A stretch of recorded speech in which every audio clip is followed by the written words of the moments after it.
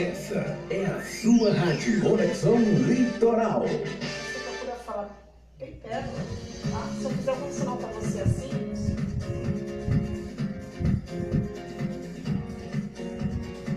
Agora é 5h01, uma boa tarde para você que está junto comigo aqui na Rádio Web Conexão Litoral, para você também que está aí na nossa live no Facebook, uma boa tarde para você. E hoje nós estamos com a presença dele aqui, o nosso amigo, o professor Daniel. Professor, boa tarde. Boa tarde, Cláudia. Muito bom, obrigada por você ter aceitado vir falar com a gente sobre esse assunto, que é um assunto que de certa forma, dá medo. Né? Dá muito medo da gente falar sobre isso, porque é uma coisa que está assustando todo mundo. E a gente vê na televisão, vê na internet, vê em jornais, que é a violência nas escolas. Antes da gente começar, professora, eu gostaria que você pudesse se apresentar, falar um pouco do seu currículo profissional, para que a gente possa conhecer um pouco do teu trabalho. Bom, então, boa tarde mais uma vez, Cláudia. Boa tarde a todo o pessoal que está aí nos acompanhando na live, o pessoal que está, né, nas redes sociais, online.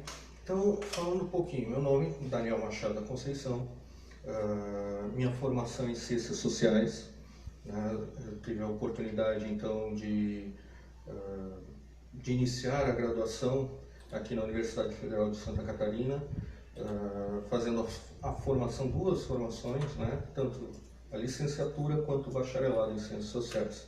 Então, só para deixar assim também um pouquinho mais claro, as Ciências Sociais ela é dividida em três grandes áreas. Uma, sociologia, antropologia e ciência política.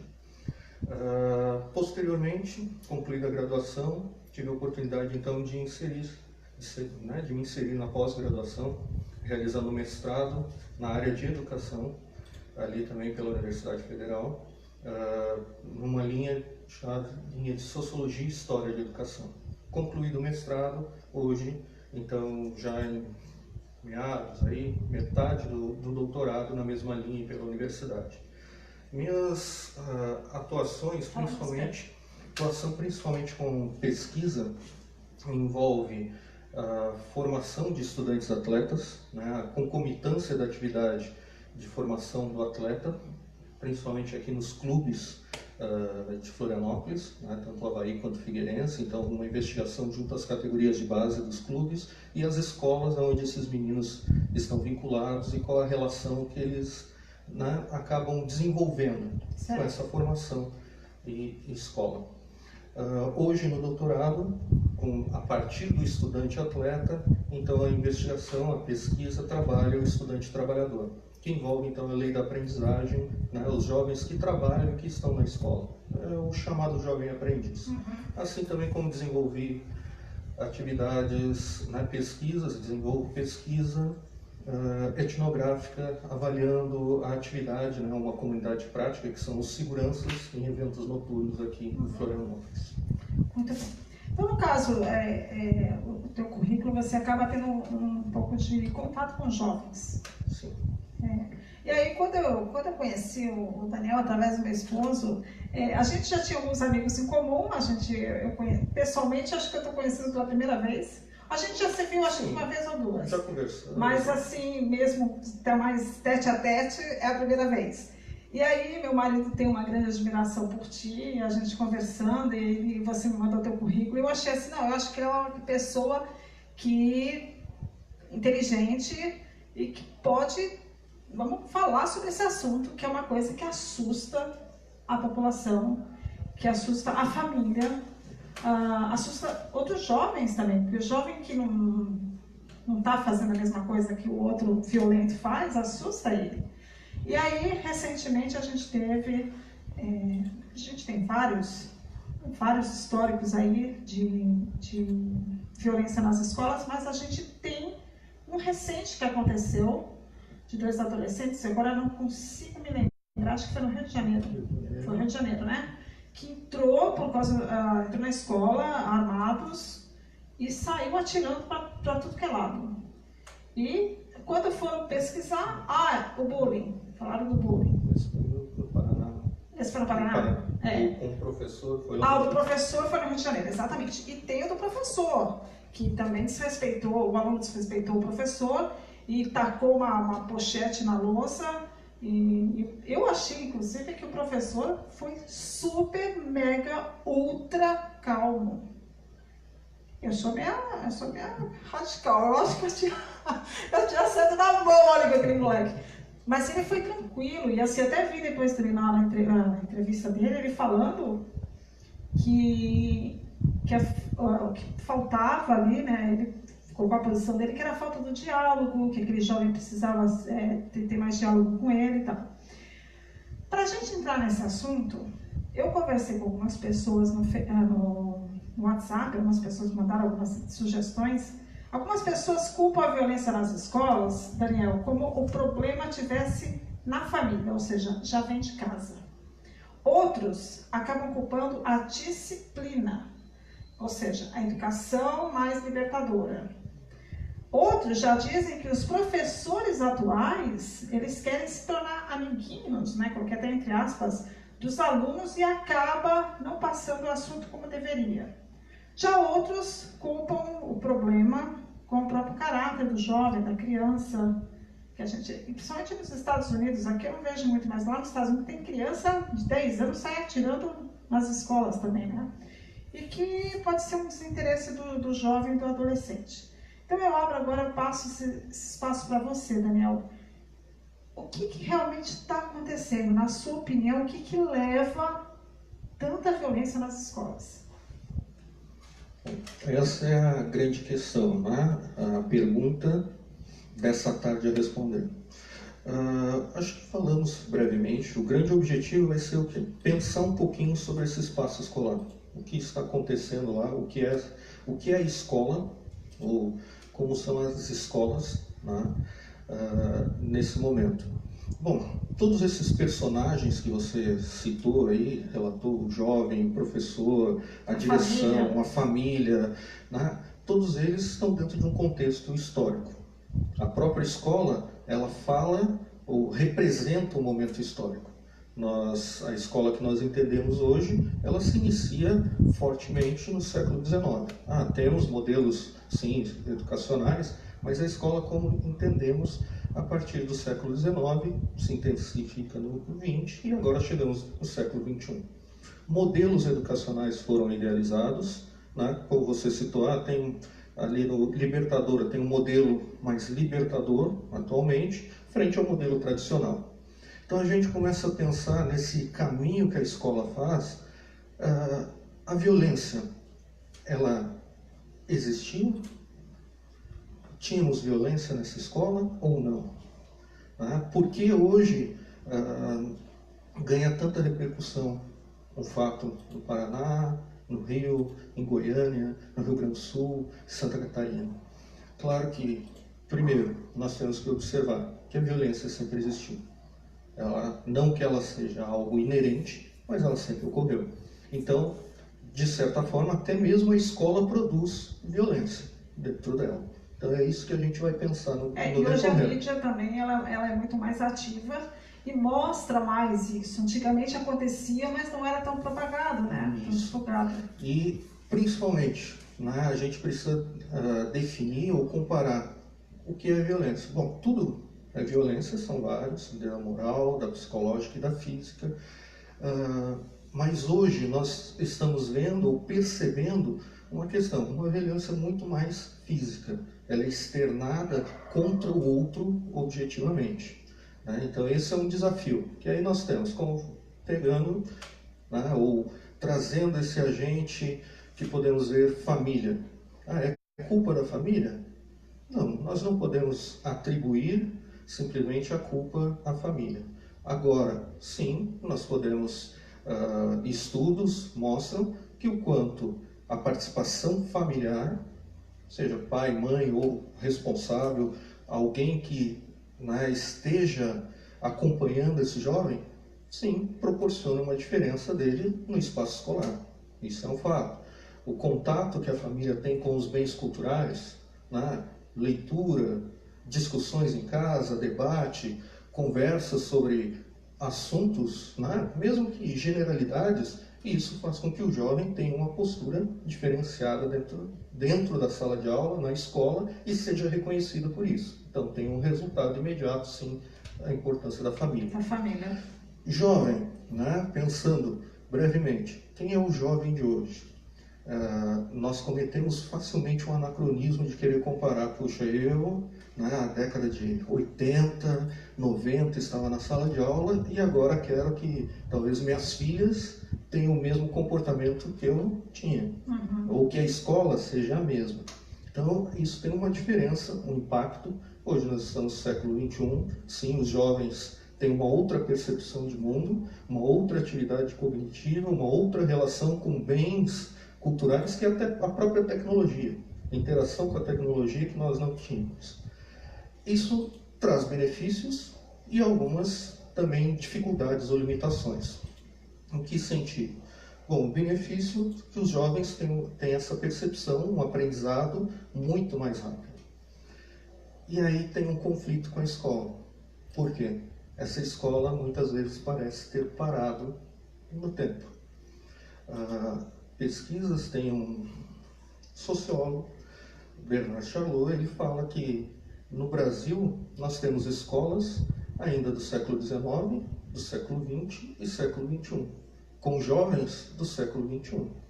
Então, isso passa pela abordagem didática, a forma, né, de transmissão do conteúdo, postura assim, do professor, conhecimento sobre, ou melhor, um entendimento sobre essa transformação, essas questões culturais, da própria relação do jovem. Hoje é um jovem, uma criança, um jovem de direito, que anteriormente, décadas atrás, né, não era pensado nesse sentido.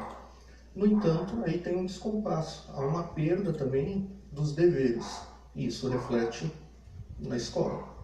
Como? Bom, esse jovem ele tem um desafio tremendo com a hierarquia, né? E o professor representa uma hierarquia em sala de aula. Logo, se, vai voltando, na família, ele não aprendeu essas regras de sociabilidade, sua socialização primária, né, que é a transmissão dos valores culturais de dada sociedade, daquele grupo familiar, não estiverem de acordo com a socialização secundária que ele está tendo agora no espaço escolar, vai ter um choque, vai ter desafios. E aí, sem essas regras de sociabilidade, sim, ele vai falar, ele vai se expressar de alguma forma. E muitas vezes é a violência. E muitas vezes é a revolta, ele vai acabar se revoltando. Revolta. Aí você vai para uma escola, né, pensando nesses limites que ela permanece, uma escola onde, sim, colegas professores vão lá e ensinam como ensinavam há 20, 40 anos atrás. E um jovem com uma outra percepção. No entanto, de novo, né, nós vamos fazer esse movimento constante de idas e vindas, porque é o nosso dilema hoje. No entanto, o jovem hoje, ou a sociedade hoje, ela é muito imediatista, agorista, né? Parece que para realizar todas as atividades você tem que ter prazer, tem que ter um gozo, uma felicidade. E não é isso, né? Estar na escola, aprendizado, sim, esse saber fazer, ele pode ser de uma forma lúdica, determinadas atividades, outras não. Requerem dedicação, sacrifício, requer momentos, sim, onde você possa ter uma maior introspecção. Não dá para ser tudo só alegria. Então, de novo, vamos falar sempre em descompassos constantes. Então, a gente falou aqui, deu uma pincelada sobre família, uma pincelada sobre jovem, pincelada sobre a própria escola. Uma outra pincelada, o próprio modelo educacional, como ele é pensado, né? Qual o investimento que a gente tem? Isso, de novo, fazendo o recorte, o parênteses, a gente está mesmo generalizando a escola, falando aqui um pouquinho mais de uma escola pública, né? Onde vem os recursos do governo. Porque quando a gente pensa, a escola privada tem violência? Também. Tem também. Tem, só que devido a outros fatores, a outras relações que envolvem as pessoas que pertencem, que fazem parte daquela comunidade acadêmica, né, escolar, esses muitas vezes não é divulgado. Mas sim, existe.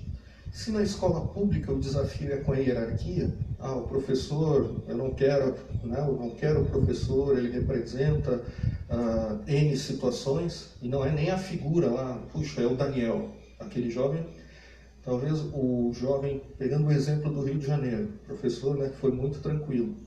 O jovem não estava agredindo a ele como indivíduo, né, lá, mas estava agredindo a hierarquia que ele representa. Ele não quer um professor que lhe diga, olha, vamos fazer prova, vamos fazer isso, agora é o momento. Então esse jovem ele não aprendeu as regras de sociabilidade daquele espaço. Ok, então essa escola, como ela é pensada? A falta de investimentos, a precarização dela, né?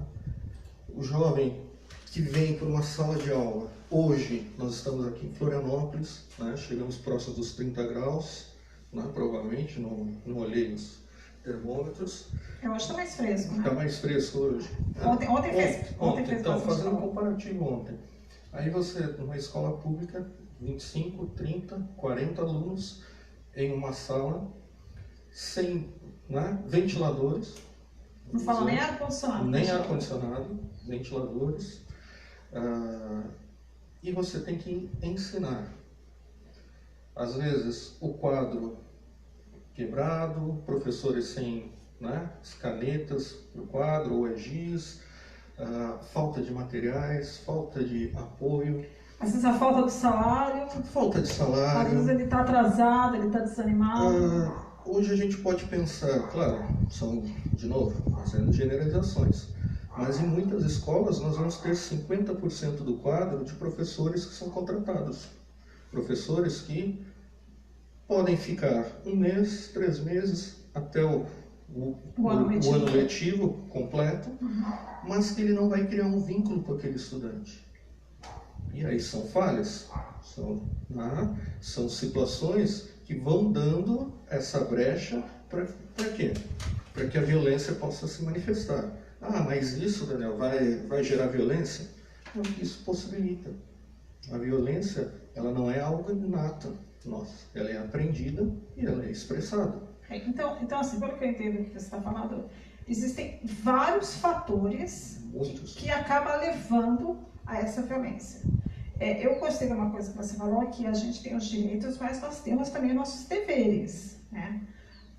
Aí entra a conscientização de cada lado também, né? Tem que ter.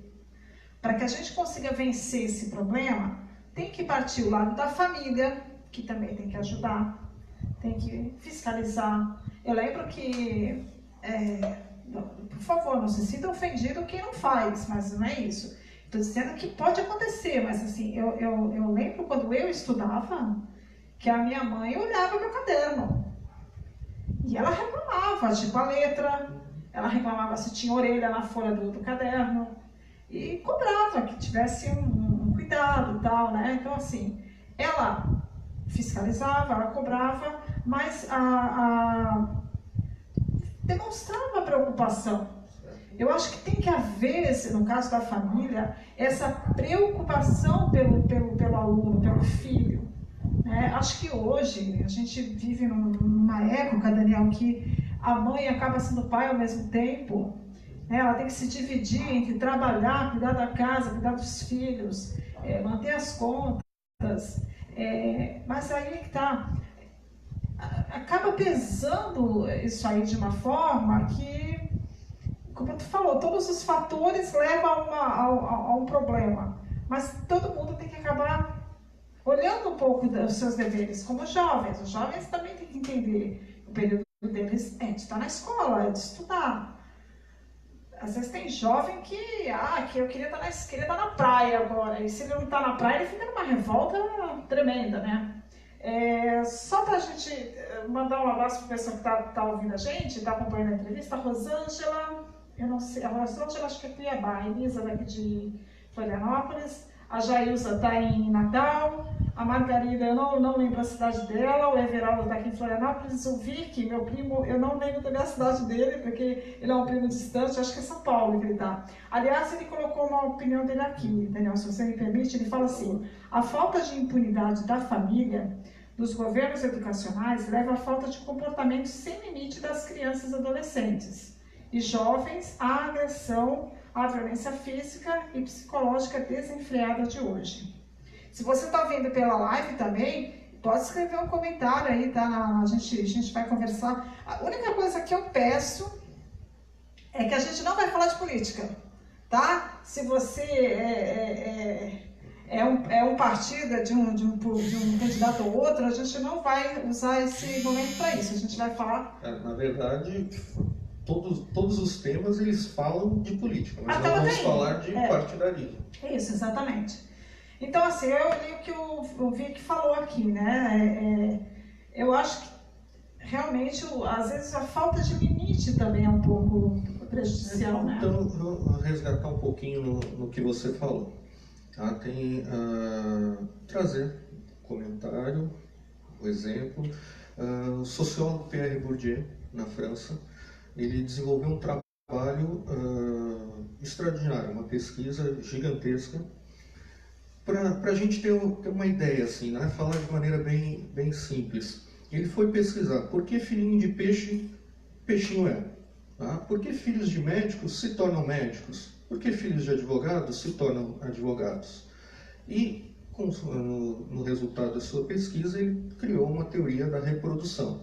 Ok, tem questionamentos, né, que já foram feitos, a teoria hoje já avançou, década de 70, muito aplicado em 80, continuamos ainda bebendo nessa fonte, mas já tem outras questões também que se colocaram. Mas ela é muito interessante para pensar. Então ele foi ver o porquê do êxito escolar de alguns e de outros não. Ou porque alguns chegam e outros acabam ficando pelo caminho. E nessa pesquisa ele observou que a escola, claro, como eu disse, ela fala de um tempo. A escola ela é idealizada, sim, por um grupo, o grupo dominante, seja no país, né, independente do país, o grupo dominante vai tomar as decisões do modelo escolar, do conteúdo, dos horários, tudo. E aí ele percebe que, nesse modelo construído, filhos, por exemplo, de advogados, né? Porque tem tanto sucesso, conseguem fazer lá, comparando para nós, seu ensino fundamental, seu ensino médio, chegar a uma universidade com muito maior facilidade. E aí ele vai trazer uma categoria, um conceito chamado capital cultural. Como se fosse um capital econômico, né? Mas é um capital cultural. O que é esse capital cultural? Nele vão estar esses pequenos detalhes que você falou. A conversa em casa sobre determinados temas, o acompanhamento do caderno, né, de uma higiene do caderno, visitas, né, frequentação, a ação de frequentar espaços como museus, assistir filmes, ler revistas, livros, tudo isso cria um capital cultural, onde o jovem vai para a escola, nessa escola que está idealizada dentro de um modelo específico, quando esse estudante está lá, ele fala a língua do professor. Né? Vai falar sobre história natural e aí a pessoa lembra que visitou determinado museu, que leu determinada situação, se torna muito mais fácil o aprendizado. Circula pelos mesmos locais que o professor, né? Então ele tende a ter uma facilidade com esse capital cultural porque ele já está, de certa forma, socializado com essas informações. Então, o filho de advogado que cresceu sentado lá na mesa com os pais falando sobre as inúmeras, né, situações, casos específicos, palavras já são fáceis. Facilita um futuro melhor para ele. Facilita. Então, aí ele foi investigar nas classes populares, nos operários, e percebeu que tinha também essa falta. Logo, hoje nós podemos relacionar que pode, sim, chegar na escola e aí ter uma resistência. Por quê? Porque você não fala a mesma coisa. Então você vai começar, talvez vou ficar dormindo, hoje vou ficar no celular, eu não presto atenção no conteúdo. E aí nós chegamos num outro ponto, né? Nessa comparação da teoria da reprodução do Bourdieu, que então permite maior acesso e facilidade no caminho, na trajetória escolar. É um fator importante. Sociólogos posteriores a Bourdieu foram questionar, ok, mas tem pessoas que mesmo em classes mais afortunadas não chegam, e tem filhos de operário que se tornam advogados. E aí eles foram dar um passo a mais, foram verificar, o que acontece, por que essas pessoas chegam? De novo, apoio familiar, pessoas que muitas vezes a mãe trabalhava como empregada em uma casa que tinha lá a biblioteca, que a família acabou acolhendo aquele jovem, mostrando dando acesso a outros bens culturais, relações com religiosas, com instituições religiosas que incentivam o estudo, aquela pessoa vai e acaba sendo mobilizada, filiações partidárias, sindicais, grupos diversos sociais podem possibilitar com que haja essa motivação. Isso nós estamos falando como êxito escolar. Então, a família, ou melhor, o acesso que você tem, como você forma esse capital cultural, ou ainda, como você cria uma relação com o saber, te possibilita uma situação em sala de aula, no espaço escolar. Quando você não tem isso, você vai se expressar de alguma forma. E aí sim, nós vamos entrar na outra situação, violência. Porque não é o espaço que você quer estar. Ele não te satisfaz. Ele não possibilita a expressão. Por quê? Há regras, horários, que você precisa estar minimamente disposto a fazer, a participar. Vamos ser sinceros, né? Tem jovem que tem dificuldade com regras, tem dificuldade com horários. Eu tinha uma luta enorme com meu filho, que eu falava para ele, filho, hoje você tem X idade, mais tarde você vai trabalhar numa empresa, você tem que fazer o que o patrão quer, né? Não dá para ser da maneira... eu acho que o ser humano no geral, tem que entender que ele não é uma ilha, não está sozinho rodeado de água, ele está com outras pessoas. Ele precisa entender que existem outras opiniões, e as regras existem para você ter uma vida um pouco melhor. Você precisa, já pensou se não tivesse semáforo, a palhaçada que ia ser no trânsito? Né? Então, tudo isso existe, é preciso. Então, aproveitando, né, nesse sentido, no aprendizado das regras, claro, de novo, trazendo o descompasso. Nós estamos com uma escola aí que representa vários séculos. Ela está se transformando, tem modelos bastante eficientes, adequados, com resultados extraordinários, sim, assim como tem modelos que aí são as situações como a gente está vendo no Rio de Janeiro, a própria questão como o professor foi tratado pela própria escola, pela direção, pela prefeitura, né? Ok, isso é um fato, a gente já discute um pouquinho mais, mas pensar esse espaço escolar como um local de aprendizado, onde proporcione uma relação de saber, passa, de novo, pelas transformações que essa sociedade está vivenciando. Nós temos um estudo do ano passado relacionando, pesquisando para ver como acontece a interação com os celulares e o quanto isso reflete no espaço escolar. Bom, foi feita a observação e se percebeu que hoje você tem o celular, as redes sociais, amigos no mundo todo, que ajuda a pesquisar. Amigos no mundo todo, as discussões você escreve o que quer, manda mensagem, deixa de lado, você volta depois, aí você lê, você refaz, manda de novo, deixa de lado. Nós perdemos uma relação aqui, né? No popular tete a tete, né? No olho, de conversar e ver a expressão facial, todo o corpo, né? O indivíduo, retraiu, está mais contente, de você usar de empatia, de perceber esse outro. Com as redes sociais, não as redes sociais, mas essa interação com os meios, nós estamos perdendo isso.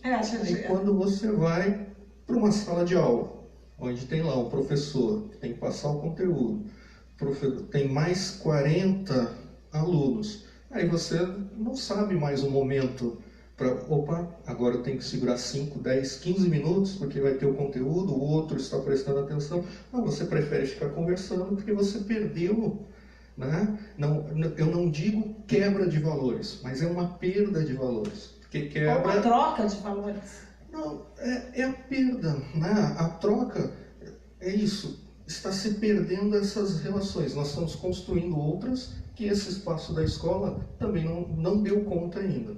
E aí o professor, como as pesquisas mostram, do seu tempo ele tem que gastar 20, 30% dele com educação comportamental, com regras de vivência, com regras de sociabilidade. Eu pensei numa frase, Daniel, vocês dão a educação que o pai e a mãe não deram. Isso. Eu sou mais radical, porque às vezes o professor acaba tendo que educar aquele jovem porque o pai e a mãe não educaram. E aí nós temos, por exemplo, avançamos, né, a uma questão, quando pensamos, a figura do professor para a figura do educador. Ótimo, me considero um educador, mas quando você leva isso sempre ao extremo, é o quê? O educador é substituir a educação de casa. E essa é a perda, é a responsabilidade que a escola está recebendo e que ela não sabe. Porque às vezes também tem pai e mãe que acaba não assumindo totalmente o seu papel e acaba deixando com que o professor, eu falei com alguém essa semana alguma coisa sobre isso, que antigamente a gente levava tarefa de casa para casa. Eu lembro do meu pai e da minha mãe sentar com a gente para fazer. E hoje, às vezes, você nem sabe se teu filho tem tarefa de casa para fazer. Você não pergunta. Não pergunta, não sabe mais. E aí o professor lá que tem que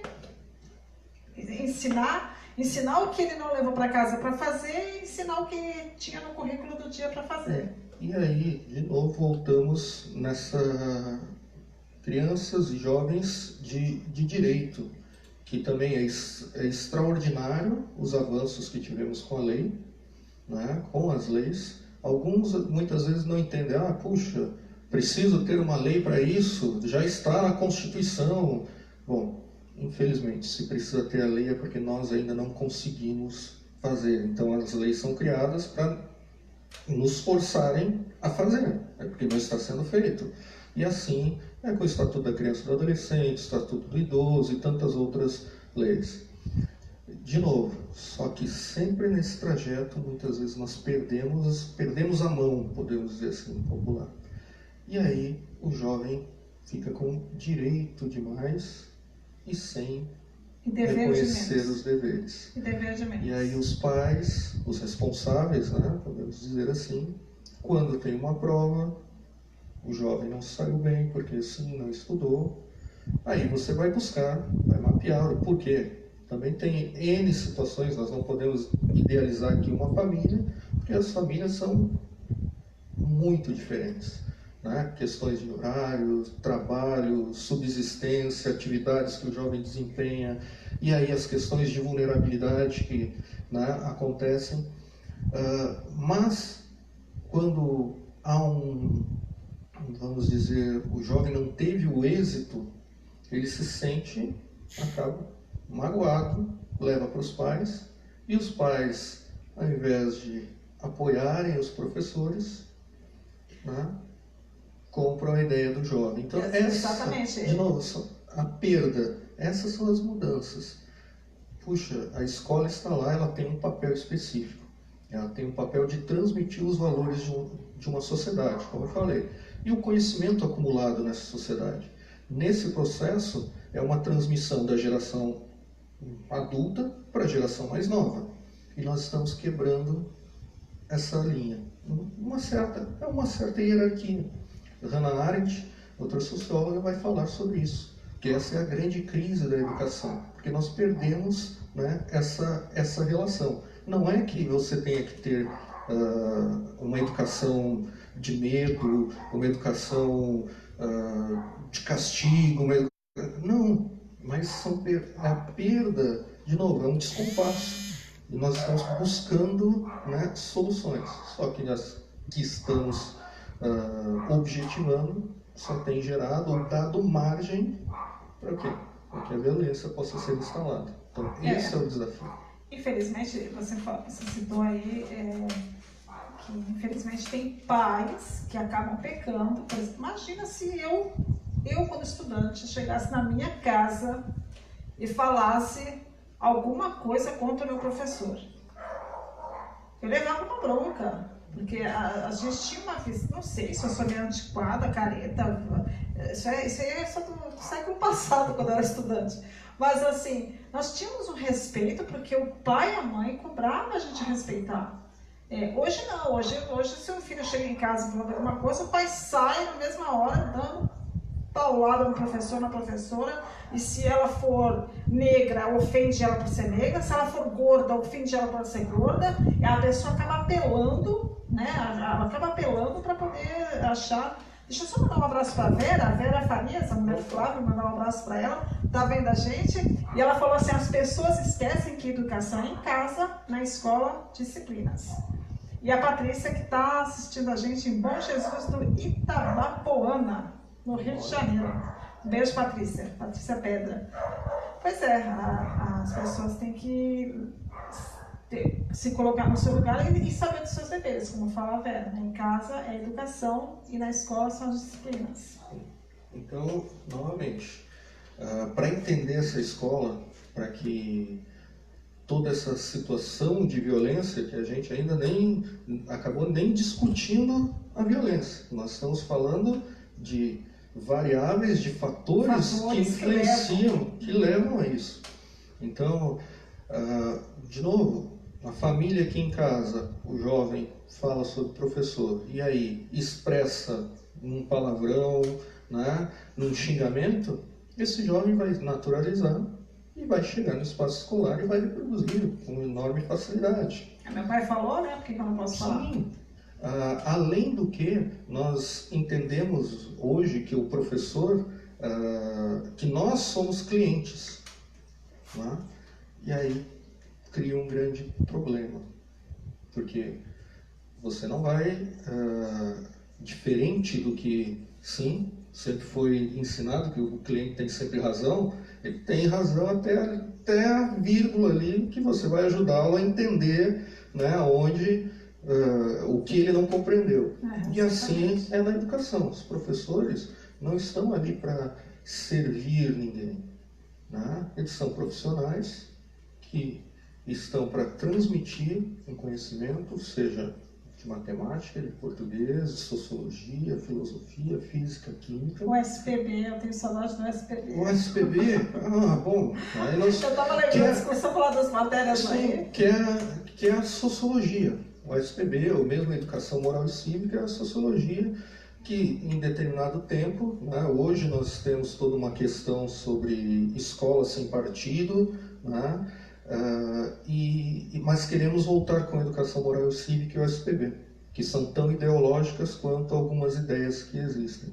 Por exemplo, quem fala hoje, de novo, é essa violência, de maneira geral. Quando você diz que a escola representa determinadas ideologias, quando você não lê os parâmetros curriculares nacionais, nem catarinenses, você não consegue ver qual ideologia que está lá presente. Ou melhor, né, dizendo, quem não leu, não vê.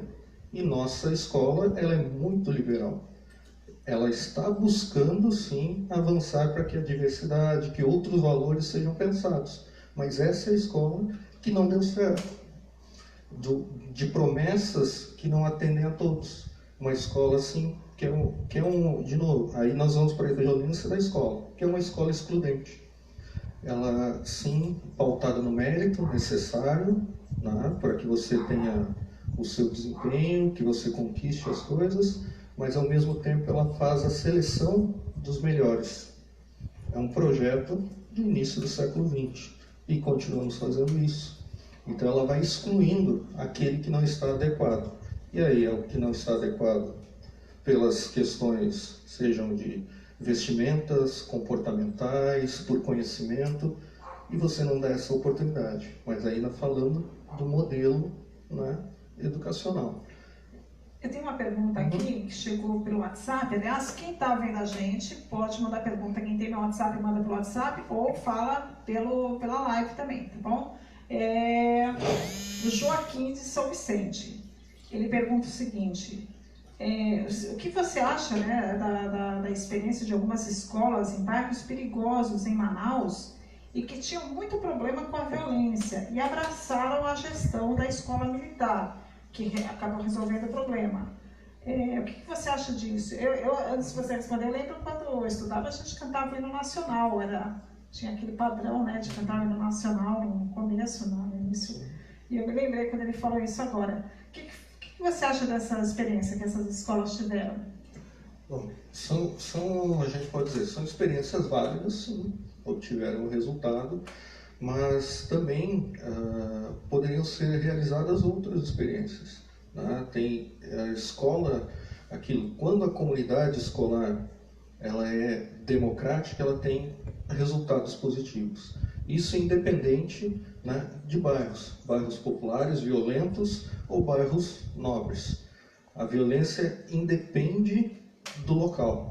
Geralmente nós temos essa tendência, sim, de colar, né? não, a violência está somente no bairro mais popular, com dificuldades Y, X, Z.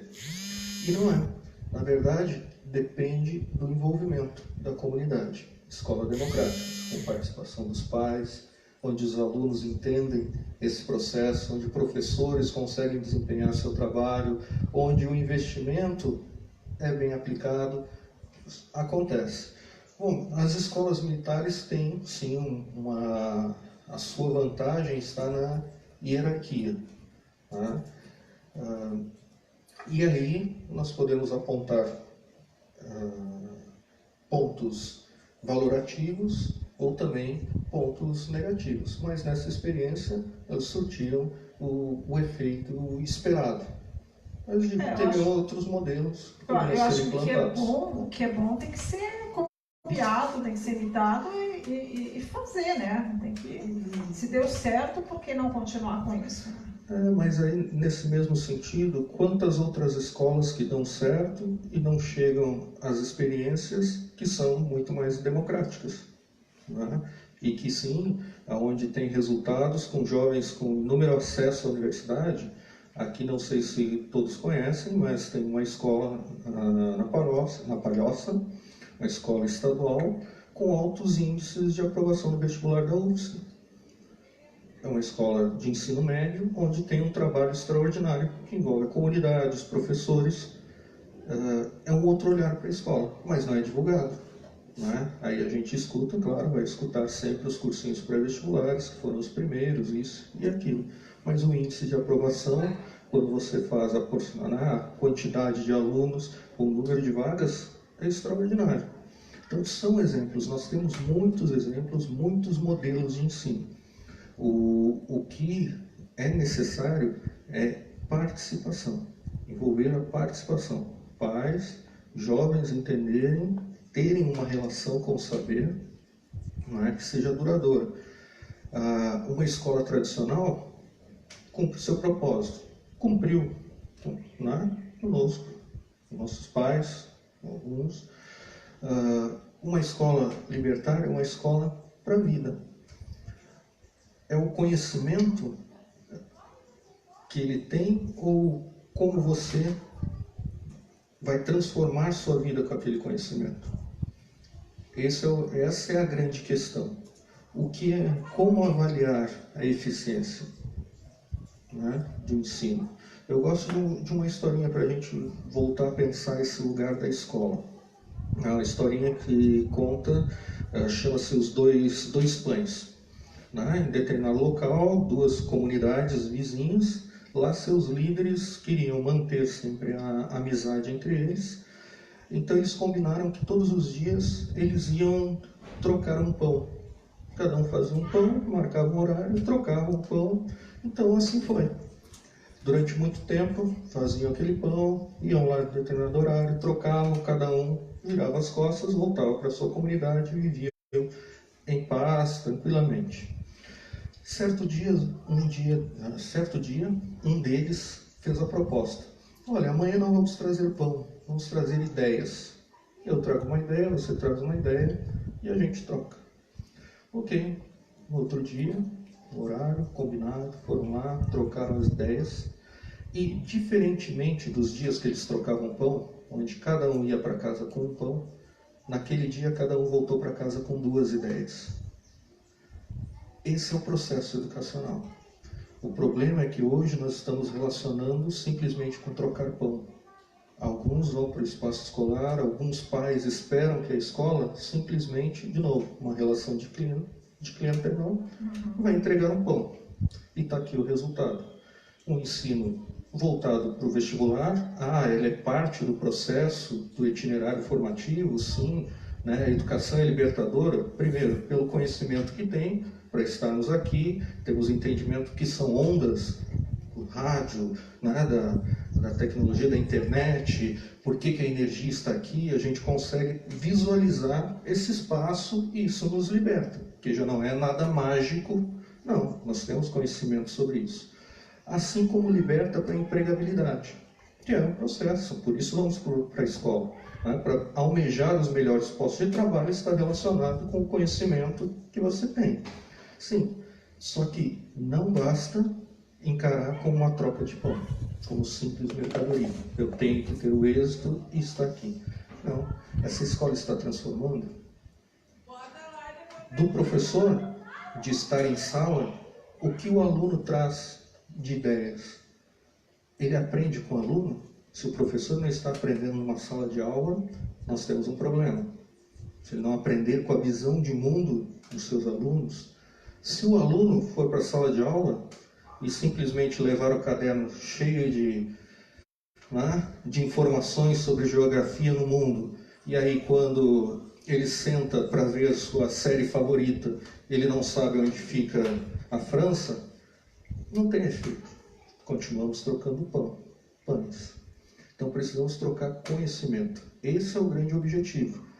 E de novo, estamos num descompasso. As transformações que a sociedade tem passado nos levam a mudanças.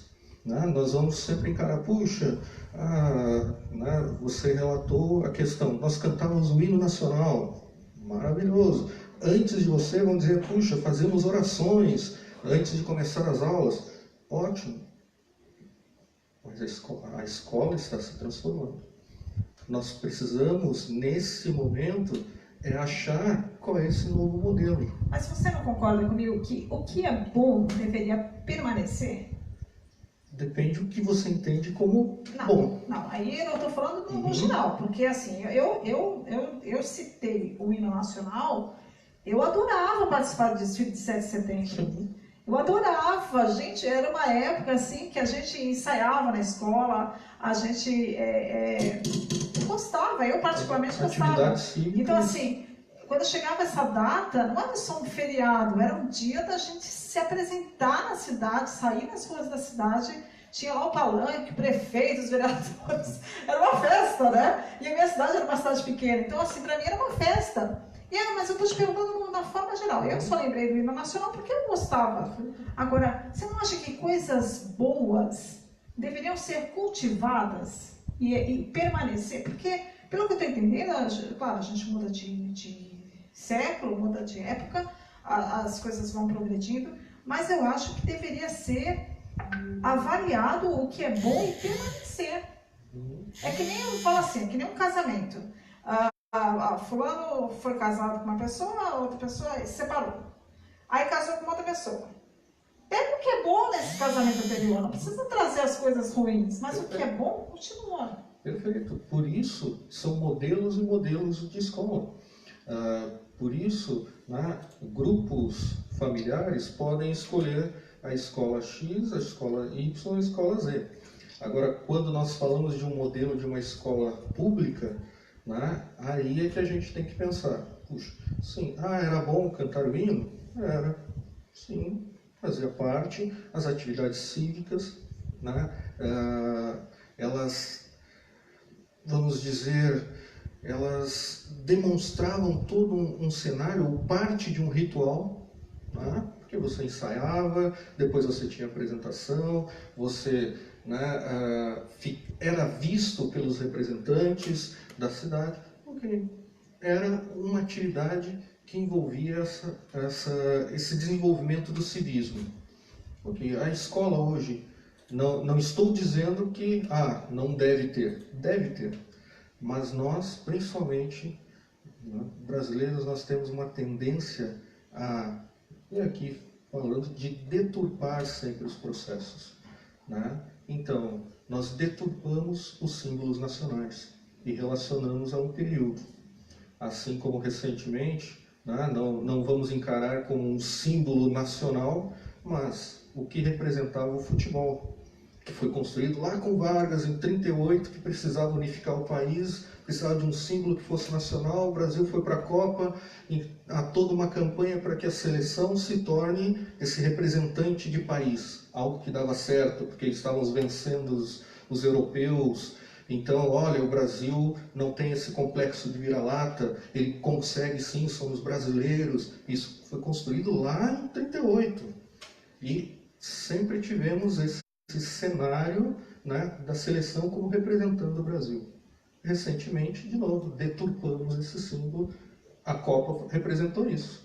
Nós não tivemos, né, aquela festa que era de ruas, de coisas. E os símbolos nacionais aconteceu um pouquinho isso no processo. Por isso, o SPB, Moral e Cívica, e foi deixado de lado. Agora, tem que voltar? Sim, há espaço para isso. Não digo todo dia. Não há necessidade todo dia. Mas sim, a demonstração de patriotismo é parte e que a escola deveria sim, buscar, resgatar. Era importante para um sentido de nação. No entanto, nesse processo, de novo, nas transformações, nós estamos num cenário de tamanha individualização que o que acontece no espaço escolar é a competição constante. Por isso a violência. Por isso eu posso descartar o outro. Por isso eu posso bater no outro, eu posso xingar o outro, porque eu estou competindo com ele. E essa violência, a gente está falando muito, até agora a gente só citou do aluno, o professor, mas infelizmente também tem o contrário, né, Daniel? O professor com o aluno. É recente isso? Não, são sutilezas. O que é a violência? Tá? Professor que joga o giz na cabeça do aluno que está lá meio distraído. Isso é uma violência tremenda. O professor, né, de novo, trazendo o sociólogo Pierre Bourdieu, violências simbólicas. Um exemplo bem simples. O professor, né, uma sala de aula, vai ser idealizado em um bom ou mau aluno, mediante seu desempenho, mediante, né, aquelas respostas do caderno, de prestar atenção. Há um modelo ideal de aluno para dizer, olha, isso é um aluno bom e esse é um aluno mau.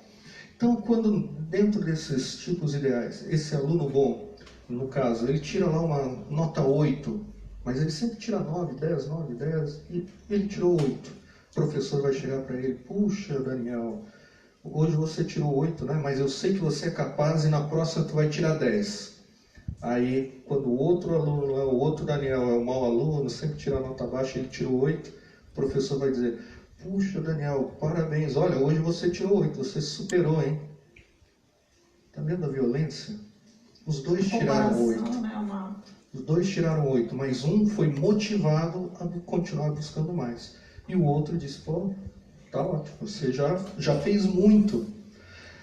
Então, essa violência perpassa, uma violência que é produzida na escola, pelos mecanismos, pelos dispositivos internos. E não é, infelizmente, não é só na escola, isso acontece dentro de casa. Dentro de casa, os pais fazem a comparação. Os pais fazem a comparação dos filhos, ou então é a mesma coisa. A gente acaba vendo isso acaba chocando um pouco e entristece. Eu não vou usar a palavra revolta, mas entristece, desanima a gente.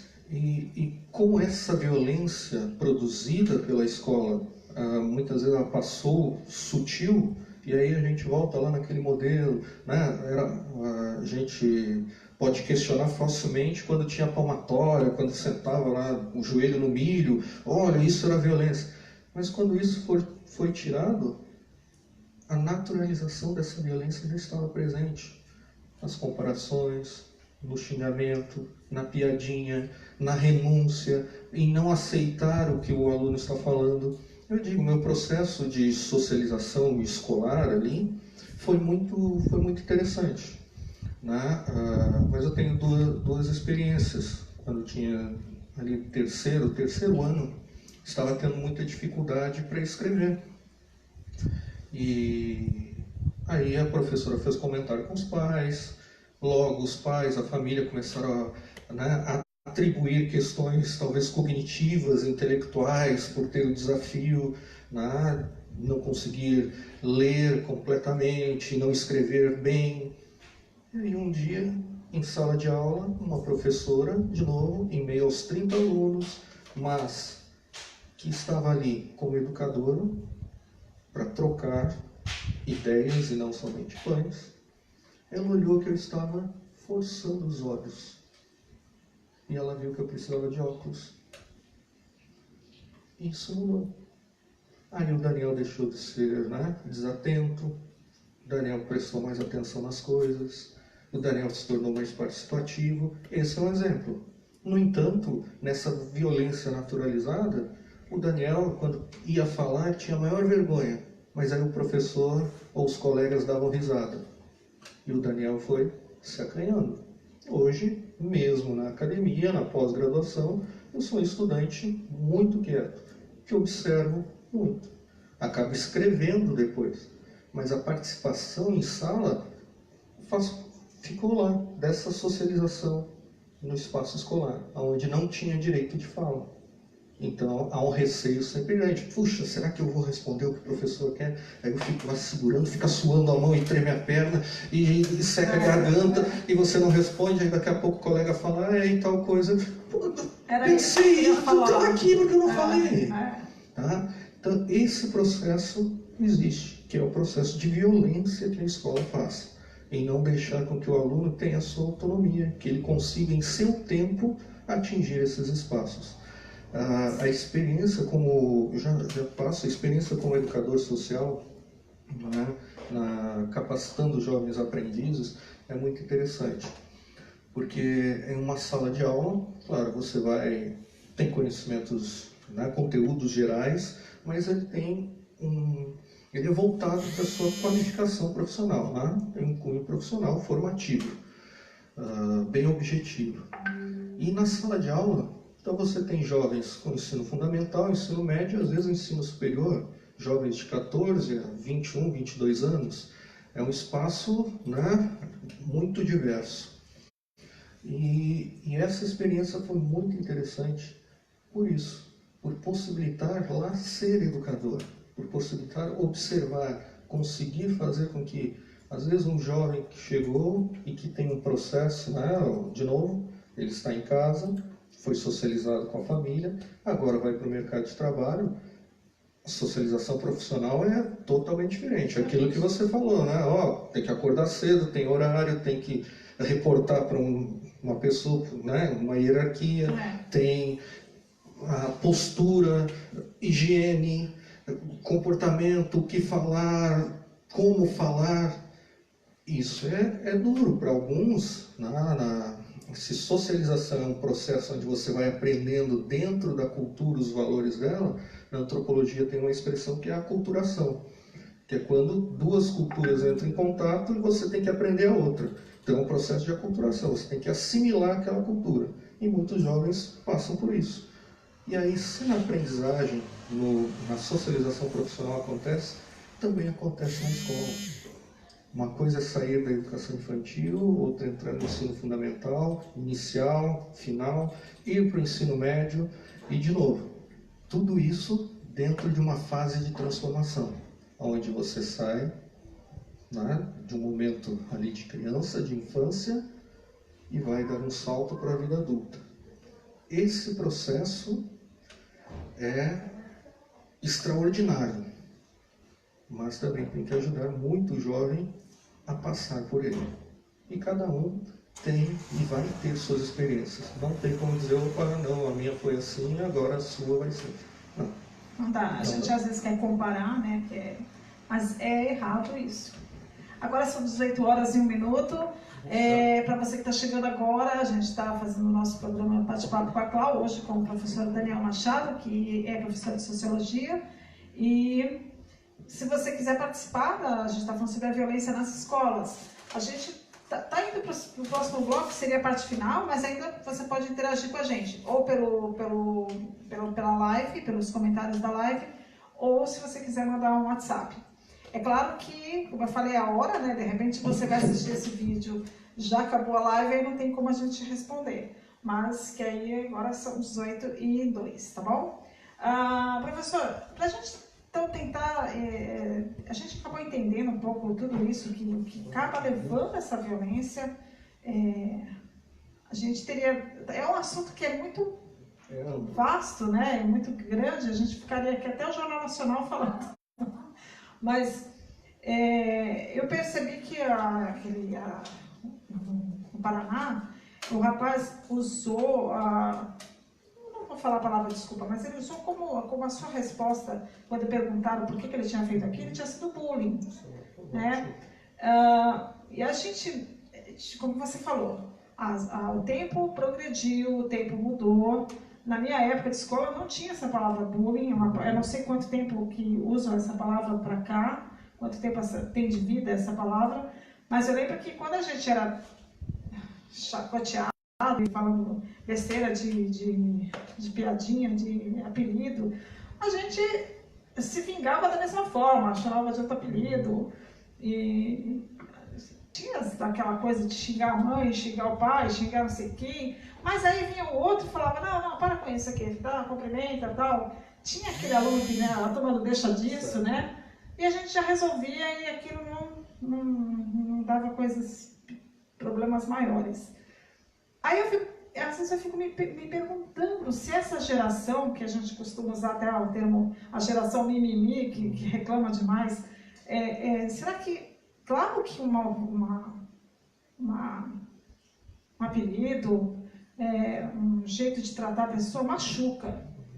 Mas eu fico pensando, talvez, não sei se eu sou radical demais, mas será que nem precisaria de tanto ao ponto de você pegar o arma do teu pai, quem você for, e fazer essa violência toda? Será que seria para tudo isso? Ok, então como pensar? Né? Retomando um pouquinho, foi aquele comentário das novas relações, da interação que nós estamos desempenhando. Você não tem mais o contato tete a tete, que a gente falou. Às vezes, numa conversa do uso da empatia com o outro, né? Puxa, vamos conversar sobre N situações, você vai desenvolver a empatia, ou mesmo numa discussão de você saber mediar e saber qual é o seu limite. Opa, aqui eu posso ir, agora a Cláudia já vi que a Cláudia está chateada, então eu vou ficar por aqui. Essa interação se perdeu. Logo, o sentimento de frustração é muito maior, porque você não está habituado a vivenciá-la. Nós temos essa expressão bullying, que é uma expressão inglesa, para falar sobre violência. Violência que é psicológica, que envolve as ameaças, que envolve a chacota, né? A expressão que os jovens usam, né? Tirar sarro do outro. Ok. Com essas transformações, sim. Nós precisamos entender que essas coisas hoje, ontem machucavam e hoje continuam machucando. Só que o entendimento é outro. O efeito é muito maior, principalmente numa sociedade onde é uma sociedade do narcisismo. Né? Porque nós tiramos foto toda hora, queremos mostrar o que estamos comendo. A nossa representação para o outro é muito maior do que nós tínhamos no passado. Não tinha isso. Não tinha. Então, quando você é rebaixado, quando você é humilhado, você sente muito mais, porque afeta diretamente sua autoestima. E, de novo, a expressão inglesa, e que nós devemos usar como, sim, violências. E no plural, são violências. Muitas vezes nós usamos o bullying para trazer aqui a outra expressão nas questões de discriminação, de racismo. E aí acabamos, com a expressão do bullying, amenizando isso. Não, a violência é o racismo, a violência é o xingamento. Senão a gente tende a utilizar o bullying e acaba amenizando, suavizando aquilo que acontece. E não pode acontecer. Né? Pegando a expressão mimimi, eu tenho, durante um tempo, tinha amigos que expressavam: hoje não dá para viver nesse mundo, porque é muito mimimi, você não pode fazer piada com aquele, não pode mais brincar com isso, não pode brincar com aquilo. Aí eu, muitas vezes, né, no passado, ficava quieto, escutando. Hoje eu digo: olha, mas esse é o mundo que eu quero viver.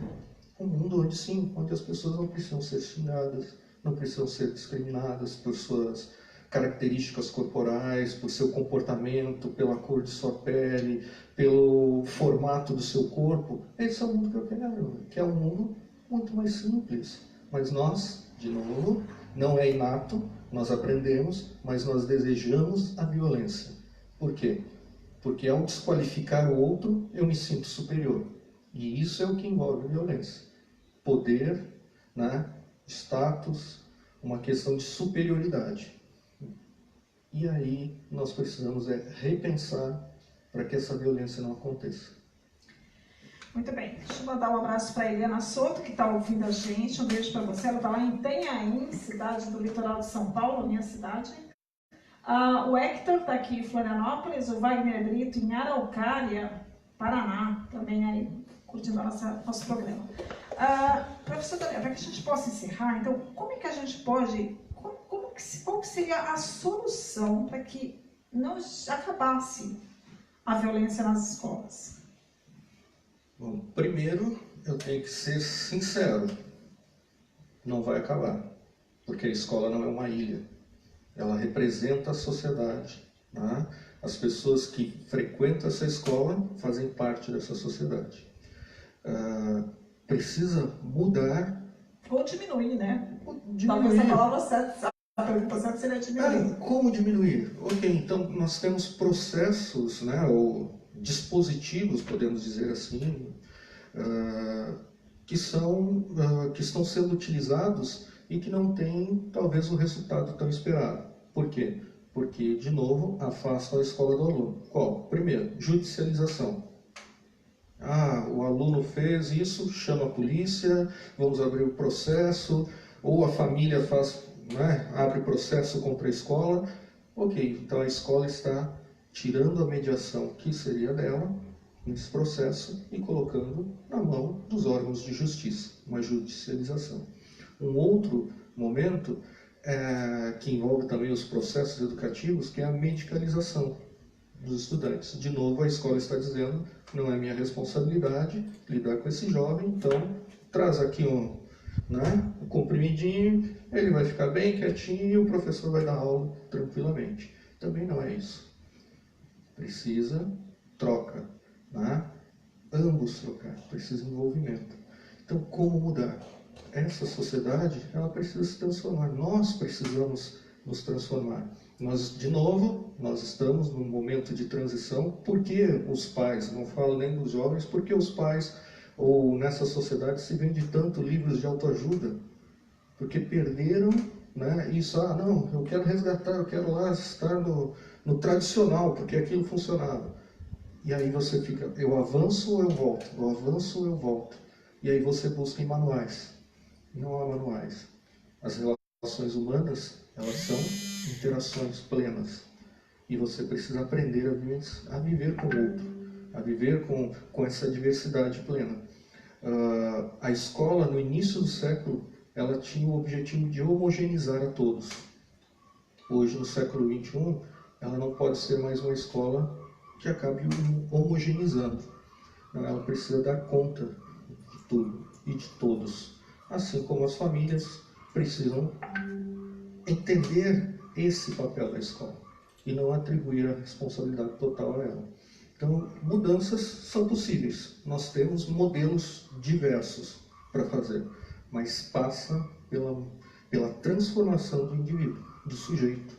Nós, como encaramos né, conversando com amigos, alguns críticos quanto à escola, críticos quando, né, professores fazem paralisações, porque eu preciso que meu filho, minha filha fique aqui, fique lá, que tenha a escola. Bom, então a escola está sendo um depósito de crianças, né? Quem viu, quem assistiu, né, a chamada do bate-papo de hoje, tinha o vídeo do professor no Rio de Janeiro.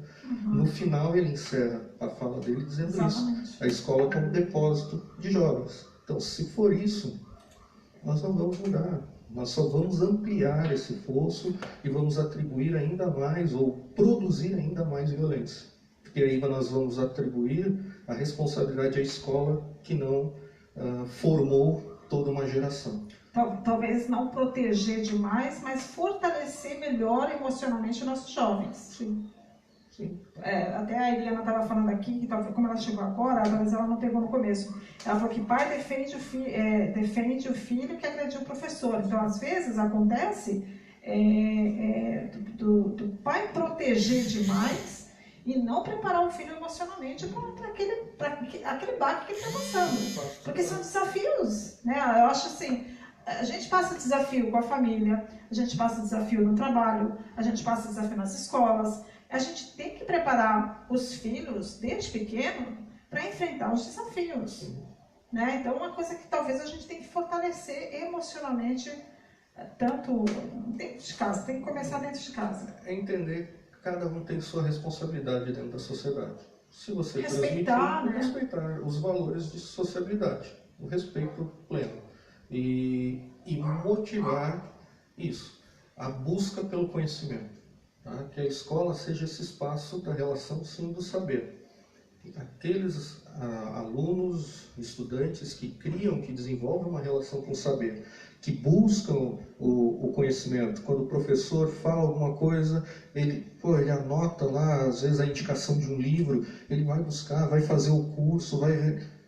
Eles vão ter, podemos dizer assim, um itinerário formativo na escola muito mais simples, né? Muito mais facilitado esse acesso, mediante o entendimento, porque, de novo, é troca de ideias. Não adianta só ir lá trocar pães.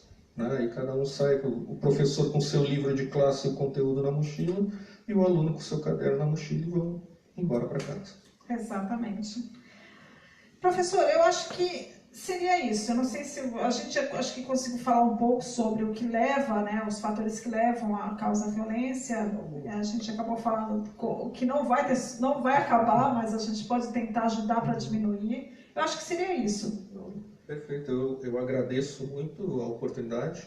Acho que a proposta era um bate-papo, pelo menos lançar ideias, né? A gente não trouxe soluções aqui, não discorreu tão plenamente sobre conceitos sociológicos, na verdade, mais para pensar, para questionar. E, de novo, é um movimento contínuo, né? Quase de pêndulo. Opa, tem coisas boas, tem coisas negativas, tem coisas boas. Dilemas e contradições constantes. Então, nesse processo, nós precisamos criar um diálogo maior, um diálogo família, jovens, escola, sistema educacional como um todo, e que requer investimentos, e N situações. Eu só quero finalizar lendo uma frase, só isso, de um sociólogo, François Dubé. Eu acho que resume um pouquinho desse movimento também que a gente fez. Fala que a escola aparece ao mesmo tempo como o principal instrumento de produção das desigualdades, da violência e outros, né, desigualdades de oportunidades, e também como principal instrumento de sua superação gradual. Aqui nós não estamos dizendo que a sociedade não deve ter escola, não. Ela ainda é o local de transformação, só que a gente precisa acreditar nisso. Não mais simplesmente acreditar, olha, vai lá, vai estudar, porque se você não estudar, você vai ficar no cabo da enxada. Não basta isso mais. Até porque as relações de trabalho, as oportunidades de trabalho são muito mais diversas. E os valores, né? Quem está no cabo da enxada tem seu valor. Tem a seu gente valor. Não pode desrespeitar, desmerecer ninguém. Isso aí. Eu acho que o respeito a gente tem que lembrar. eu acho que o que está faltando no país hoje é um pouco mais de tolerância, um pouco mais de respeito.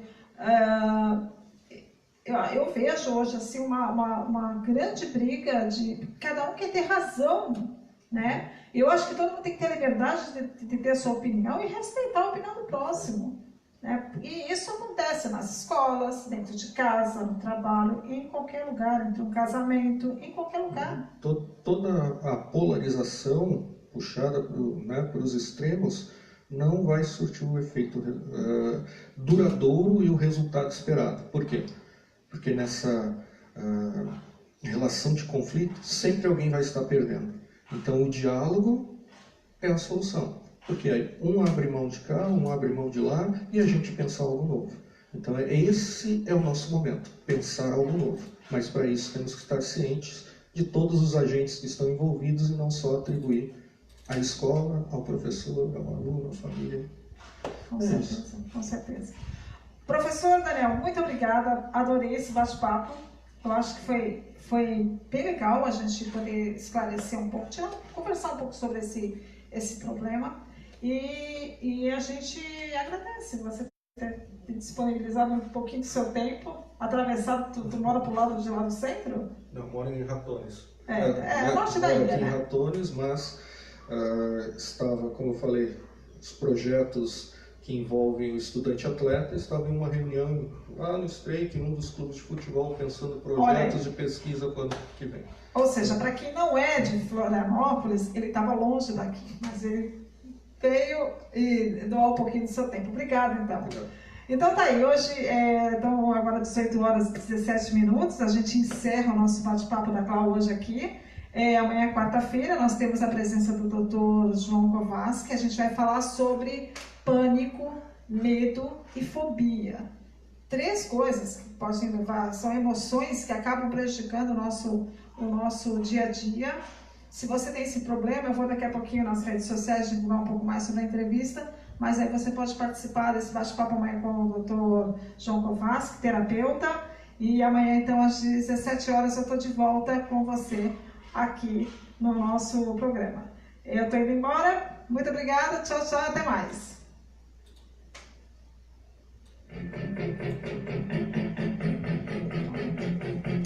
Só desligar da internet.